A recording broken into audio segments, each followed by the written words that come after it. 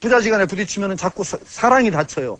그런데 가장 소중한 건 뭐냐면은 부자지간, 부모와 자식 간에 가장 중요한 것은 은혜라고 그랬어요.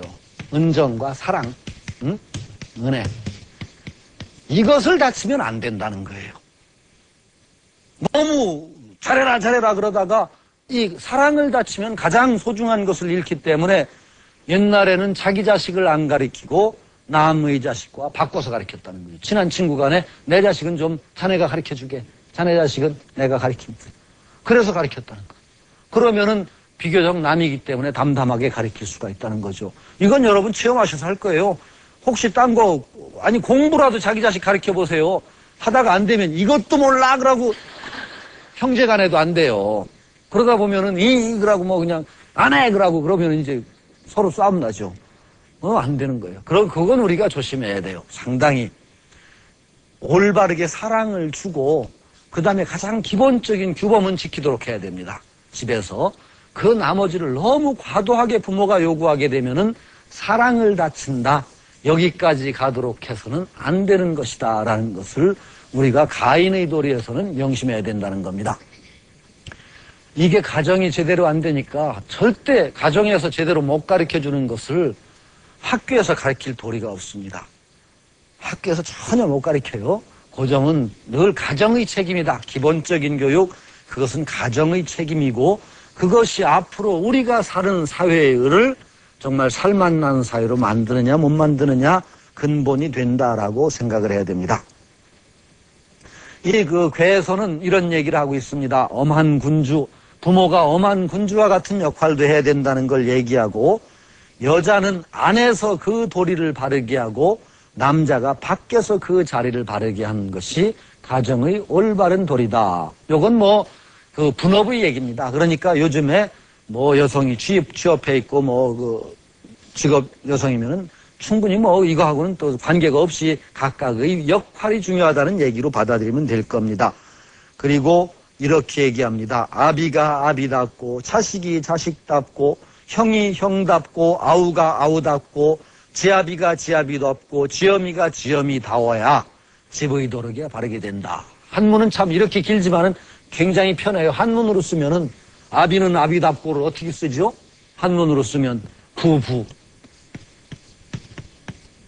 이건 아비는 아비답고 이렇게 되는 겁니다. 부부, 자자, 형형, 제제 이렇게 표현하고 있습니다. 이것이 각각의 위치에 따른 그 도리를 다 하는 것. 여기에 사랑이 깃들고 그 다음에 그 속에서 도리를 다함 속에서 규범을 배우는 거죠. 이 규범은 가정의 규범이 유교식으로 얘기하면 사회규범의 뿌리가 된대요. 옛날 같으면 부모에게 효도하는 마음으로 임금을 섬기고 형에게 아우가 형 대접을 하던 마음, 공손하게 하는 마음으로 윗 어른을 섬기고 부모가 자식을 사랑하는 마음으로 임금이 백성을 사랑한다 그랬습니다. 효제자라고 그러죠. 그 근본을 얘기하면 효와 대학 같은 책에서는 효와 제와 자, 이 세 가지 덕을 얘기합니다. 효제자.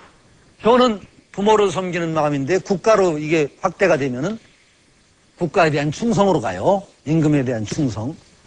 제는 집안에서 아우가 형을 대접하는 마음인데 그것이 바로 윗 어른을 대접하는 도리로 가요. 이것은 부모가 자식을 생각하는 마음인데 그것이 지배자가 국민을 생각하는 마음으로 가는 거예요. 이것이 그래서 가정에서 배울 수 있는 효제자의 도리가 모든 사회윤리의 뿌리다라고 생각하는 것이 유교적인 관념이었습니다. 그런데 이런 유교적인 관념을 우리가 전체적으로 받아들이지 못한다고 하더라도 마찬가지 논리는 조금 있어요. 우리가 가정에서 올바르게 규범을 지키는 연습을 시킨 아이들이 우리 나와서 건전한 시민이 되죠. 그건 틀림없을 겁니다. 건전한 시민이 될 수 있도록 내 자식들을 가정에서 키워낸다. 그리고 남을 사랑하는 따뜻한 마음을 가진 아이로 키워낸다. 이것이 가정의 근본이고 그러기 위해서는 부부가 우선 바르게 서야 되고 각각의 위치에서 제 도리를 다하는 연습을 시켜야 된다라는 것이 가인께서 얘기되는 겁니다. 가를 얘기하다 보니까 조금 이제 요 시간을 조금 늘려야 될 것 같으네요. 일본이라든지 한국은 이 가정이라는 것이 대단히 소중했습니다. 유교 문화권에서는 일본이 그 2차 대전 패망 후에 아주 거의 나락에서부터 새로운 어떤 국가로 일어선 데는 가정과 회사를 하나의 동일선상에 묶어둔 정신이 큰 역할을 했다고 합니다. 회사는 확대된 가정이다 라고 생각을 했다는 거죠. 그래서 평생 직장. 그리고 거기에는 절대로 연공서열제라고 그래서 아무리 뛰어난 사람도 빨리 승급하는 걸 별로 안 좋아했어요. 먼저 들어온 사람이 승급을 하는 겁니다. 일본 회사가 되게 그랬습니다. 그러니까 그건 집안하고 같은 겁니다. 아우가 잘났다고 그래서 내가 형한테 그럴 수는 없는 거와 마찬가지라고 생각한 거죠. 그게 일본의 기업을 키우는 힘이 됐습니다. 가정식으로 회사를 운영한 거예요. 그런데 이제는 그게 큰 문제가 돼 있대요. 일본 회사의. 지금은 이제 그걸 벗어나려고 애를 씁니다. 능률이 떨어져요. 연공서열제로 하니까 아무리 능력 있는 사람도 연륜이 쌓이지 않으면 승급을 못하니까 무조건 오래된 사람이 높다. 이게 사회의 생산성을 떨어뜨리는 게 돼요. 이런 것은 앞으로 우리가 가정과 사회는 조금 선을 그어야 됩니다. 우리 현대사회에서는.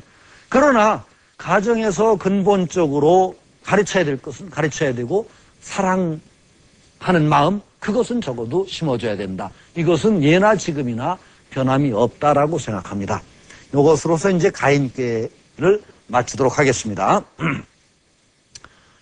그 다음에 요 가인꾀는 함께하는 집안 사람의 모습이라면은 이게 이제 집안 사람들의 뜻이 맞고 그런 건데 그거하고 반대로 어그러지고 뜻이 안 맞고 반목하는 꾀가 있습니다.